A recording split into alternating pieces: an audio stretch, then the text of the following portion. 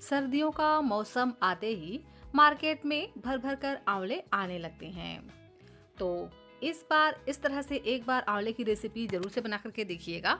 आज मैं आंवले की एक ऐसी रेसिपी आपके साथ शेयर करने वाली हूँ जो बहुत ही ज़्यादा टेस्टी होता है और इसे पूरी सर्दी क्या, इसे आप साल 2 साल भर स्टोर कर सकते हैं। तो बस एक बार बना लीजिए और इसे आप साल 2 साल के लिए स्टोर कर लीजिए।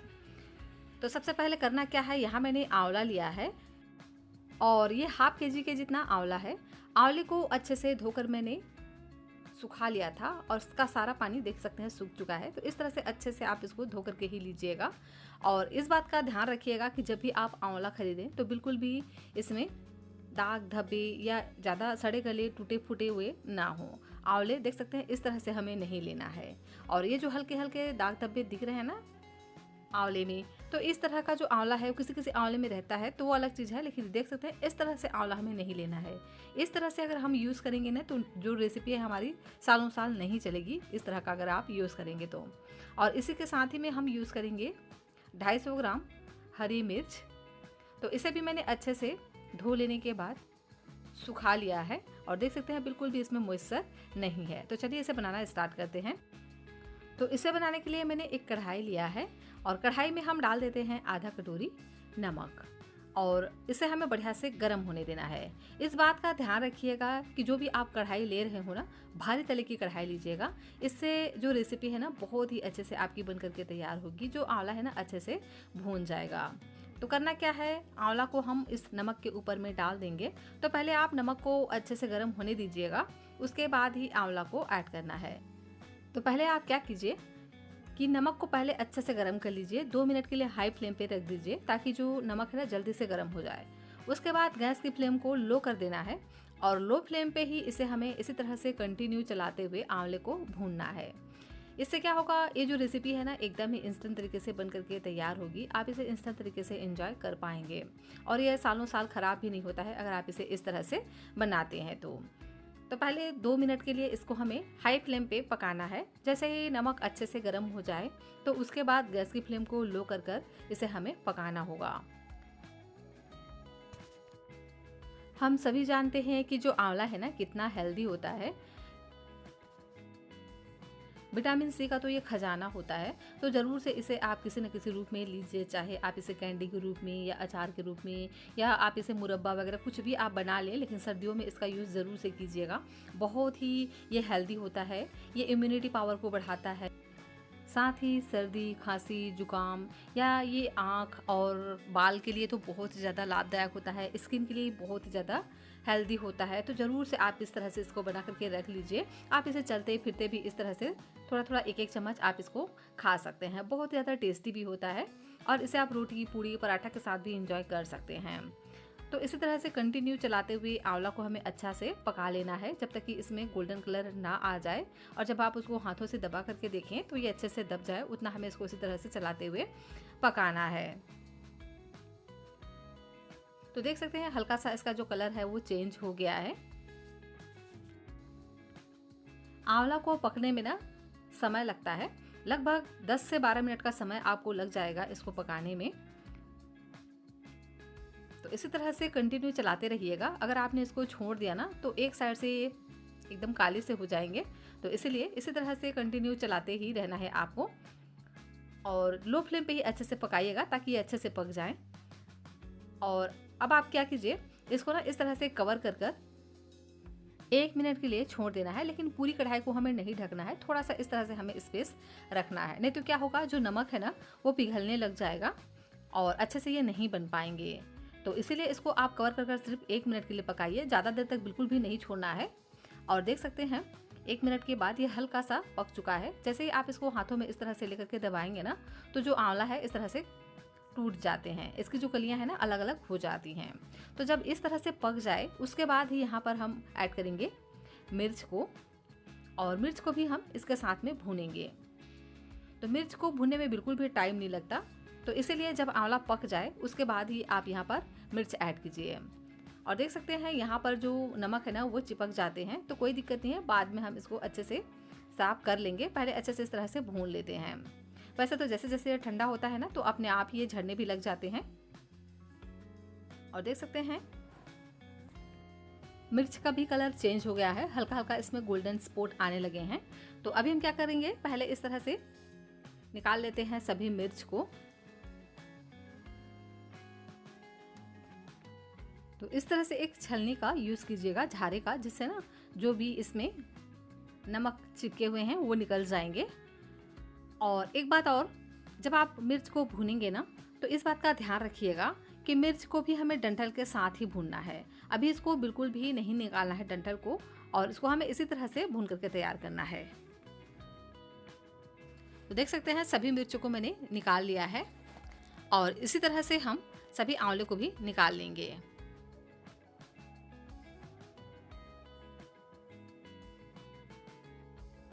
और अभी हम इसको ठंडा होने देते हैं, तब तक हम इधर दूसरी तैयारी कर लेंगे। तो यहाँ मैंने एक पैन लिया है, पैन पे हम डाल देते हैं 3 चम्मच साबुत धनिया, और अब हम इसमें ऐड कर देते हैं 2 चम्मच सौंफ, और 1 चम्मच ऐड करेंगे जीरा। इससे ना फ्लेवर बहुत ही बढ़िया आता है। यहाँ पर आप मसालों की जो क्वांटिटी है अपने अनुसार से कम या ज़्यादा भी कर सकते हैं, लेकिन अगर आप इस मेजरमेंट के साथ बनाएंगे ना तो आपका जो रेसिपी है ना बहुत ही बढ़िया बन करके तैयार होगा। अगर यहाँ पर आप आधा केजी आंवले ले रहे हैं तो यहाँ पर आप लीजिए 3 चम्मच साबुत धनिया, 2 चम्मच सौंफ और 1 चम्मच लीजिए जीरा। इससे ना फ्लेवर बहुत ही बढ़िया आएगा। अब हम इसे हल्का हल्का भून लेते हैं जब तक कि इसमें खुशबू ना आने लग जाए और चट चट की आवाज़ ना आने लगे।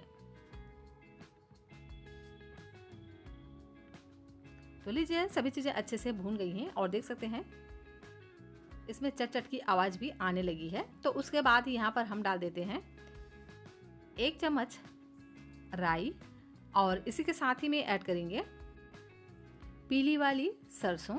अगर आप यहाँ पर दोनों का ही इस्तेमाल करते हैं ना तो लुक और भी ज़्यादा बढ़िया आता है। वैसे आप चाहें तो इसमें से किसी एक का भी इस्तेमाल कर सकते हैं। और साथ में ऐड करेंगे 10 से 12 काली मिर्च, और साथ में ऐड करेंगे मेथी का दाना। तो मेथी का जो सीड है ना ज़्यादा नहीं ऐड करना है, इससे ना कड़वा टेस्ट आ जाता है। तो इसलिए इसकी जो क्वांटिटी है थोड़ी कम ही रखनी है। और अब हम इन मसालों को अच्छे से इस तरह से भूनेंगे। तो गैस की फ्लेम को लो रखना है, और लो फ्लेम पे ही इसे हमें बढ़िया से भून लेना है। तो लीजिए सभी चीज़ें अच्छे से भून गए हैं, देख सकते हैं बहुत ही बढ़िया से इसमें कलर भी आ गया है। तो इसको हम निकाल लेंगे, और दोबारा से हम ले लेंगे वही वाला पैन, और इसमें हम डाल देते हैं मिर्च को। तो यहाँ मैंने सूखी लाल मिर्च का इस्तेमाल किया है। अब आप कहेंगे कि हमने यहाँ पर हरी मिर्च का इस्तेमाल किया है, तो इतना ज़्यादा यहाँ पर सूखी लाल मिर्च का इस्तेमाल करने की क्या ज़रूरत है। जी हाँ फ्रेंड्स, ये ज़रूरत नहीं है, इसे आप चाहें तो स्किप भी कर सकते हैं। लेकिन अगर हम इसमें सूखी लाल मिर्च का भी इस्तेमाल करेंगे ना तो लुक बहुत ही बढ़िया आएगा। तो इसीलिए यहाँ पर हम सूखी लाल मिर्च का इस्तेमाल कर रहे हैं, लेकिन इसको हमें बहुत ज़्यादा भूनना नहीं है। इससे हल्का सा बस इसका जो मॉइस्चर है ना वो ख़त्म हो जाए, ताकि जब हम इसको ग्राइंड करें तो वो अच्छे से ग्राइंड हो जाए। इसीलिए हमें इसको हल्का सा भून लेना है। इसका कलर बिल्कुल भी चेंज नहीं करना है, इस बात का ध्यान रखिएगा। बस हल्का सा ही हमें इसका मॉइस्चर ख़त्म कर लेना है। उसके बाद हम इसको निकाल लेंगे सिर्फ 1 मिनट के बाद। और यहाँ मैंने लिया है 1 कटोरी सरसों का तेल, और इसे भी हम इसी पैन पे डालकर अच्छे से गरम कर लेंगे। तो धुआं उठने तक इसको हमें गरम करना है। और यहाँ मैंने लगभग 1 कप सरसों का ऑयल लिया है। जैसे अगर यहाँ पर आप आधा केजी आंवले का यूज़ कर रहे हैं ना, तो इसके लिए आप यहाँ पर 1 कटोरी सरसों का ऑयल लीजिएगा। अच्छे से गरम करने के बाद थोड़ा सा हम दूसरे कटोरी में निकाल करके रख लेंगे, और जो बचा हुआ ऑयल है उसमें हम डाल देते हैं 1 छोटे चम्मच हल्दी का पाउडर, 1 छोटे चम्मच काश्मीरी लाल मिर्च का पाउडर, और साथ में डाल देंगे कलौंजी, और थोड़ा सा ऐड करेंगे हींग, और इसको हम बढ़िया से मिक्स कर लेंगे। और देख सकते हैं मसाला हमारा बढ़िया से मिक्स हो गया है। तो अभी हम इसको साइड में रख देते हैं। और इधर देखिए ये जो हमारे मसाले हैं ये भी बढ़िया से ठंडे हो गए हैं। तो इसे हम डाल देंगे एक ग्राइंडर में, और इसको हम बढ़िया से ग्राइंड कर लेंगे। तो इसको हमें बहुत ज़्यादा फाइन नहीं करना है, हल्का सा इसको दरदरा रखना है। देखिए इस तरह से अगर आप रखेंगे ना तो इसका जो टेक्सचर है बहुत ही बढ़िया आता है। दिखने में भी इसका लुक बहुत ही बढ़िया आता है और खाने में भी एकदम ही टेस्टी लगता है। तो इस तरह से हमें इसको तैयार करना है, देखिए इस तरह से। तो इसको हम एक दूसरे बाउल में या इस तरह के किसी भी प्लेट वगैरह में निकाल करके अभी साइड में रख देते हैं और ले लेंगे वही ग्राइंडर और इसमें हम डाल देंगे सूखी लाल मिर्च जिसको हमने हल्का सा भून लिया था और इसको हम ग्राइंड कर लेंगे। तो इसे भी हमें बहुत ज़्यादा ग्राइंड नहीं करना है, हल्का सा इसको दरदरा ही रखना है। इस तरह से अगर आप बनाएंगे ना तो बहुत ही बढ़िया इसमें लुक आता है। लेकिन जैसे ही हम इसको ग्राइंड करते हैं ना तो तुरंत ही हम इसका ढक्कन नहीं खोलना है, इसको हम इसी तरह से साइड में रख देंगे, नहीं तो ये क्या होता है ना गले में खराश करता है। तो इसको अभी हम इसी तरह से साइड में रख देंगे। मैं इसको बाद में दिखाऊंगी कि किस तरह से हमें इसको तैयार करना है। और इधर देखिए ये जो आंवला है यह भी पूरी तरीके से ठंडे हो गए हैं। तो अब आप क्या कर सकते हैं, आंवले का जो नमक है ना उसको आप हटाने के लिए इस तरह की कोई छलनी वगैरह का यूज़ कर सकते हैं या इसे आप कॉटन के कपड़े से पोंछ भी सकते हैं। तो इस तरह से अगर आप छलनी में डाल करके भी इसको करेंगे ना तो बहुत ही आसानी से इसके जो नमक है वो झड़ जाएंगे और इसके बाद हमें इनकी कलियों को अलग कर देना है। तो देख सकते हैं बहुत ही आसानी से ये निकल जाते हैं। तो सारी कलियों को हमें इसी तरह से हाथों से अच्छे से निकाल लेना है, सभी को अलग अलग इस तरह से कर लेना है। तो एकदम ही इजीली ये निकल जाएंगे, देख सकते हैं ना अच्छे से ये पक चुके हैं। तो इसी तरह से आपको भी इसको तैयार करना है।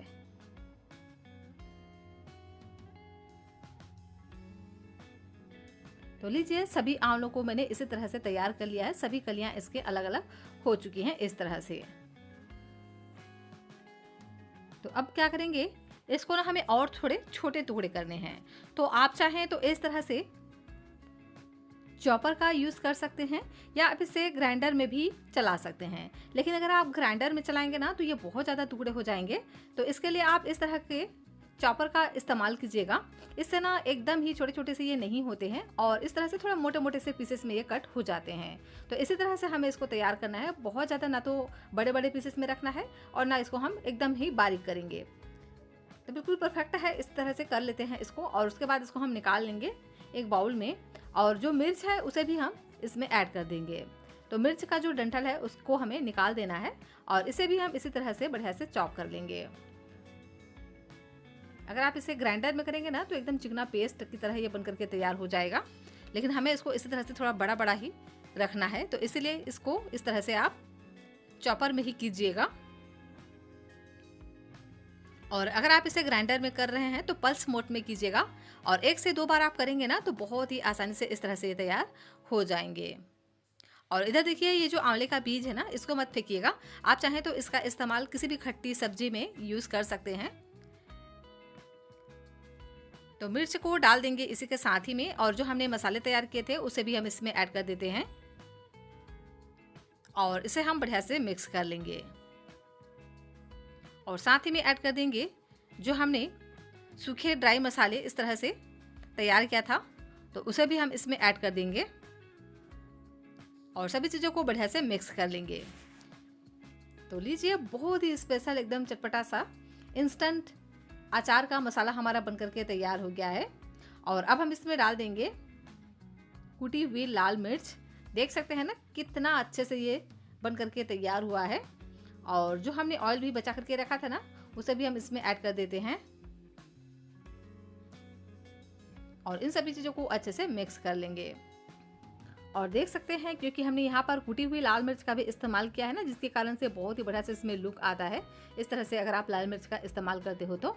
और लास्ट में इसमें ऐड कर देते हैं नमक स्वाद के अनुसार। तो वैसे तो इसमें पहले भी नमक हल्का फुल्का लग जाता है जब आप उसको नमक में भूनते हो तो आप अपने स्वाद के अनुसार यहाँ पर नमक ऐड कीजिएगा। तो मैंने यहाँ पर 1 चम्मच जितना नमक ऐड किया है और थोड़ा थोड़ा करके हम जो बचा हुआ ऑयल है उसको ऐड करते जाएंगे और इस तरह से तैयार कर लेंगे। और देख सकते हैं कि कितना मज़ेदार सा चटपटा सा एकदम आंवले का इंस्टेंट अचार हमारा बनकर के तैयार हो गया है। इस तरह से अगर आप बनाएंगे ना तो इसको आप तुरंत ही सर्व कर सकते हैं। लेकिन ये जो मसाले हैं उनको थोड़ा सा सीजने में टाइम लगता है, तो 4 से 5 दिन के बाद अगर आप इसको खाएंगे ना तो ये और भी ज़्यादा टेस्टी लगते हैं। लेकिन ये फ़िलहाल के लिए रेडी ही हैं, आप इसे इसी तरह से एंजॉय कर सकते हैं। आप इसको रोटी पूड़ी पराठा चावल किसी के साथ भी सर्व कीजिए, ये बहुत ही ज़्यादा टेस्टी लगते हैं। और इसे स्टोर करने के लिए इस तरह का कोई भी कांच का एक जार लीजिए, कांच के जार पे अगर आप इसको रखेंगे ना तो ये बिल्कुल भी ख़राब नहीं होते हैं।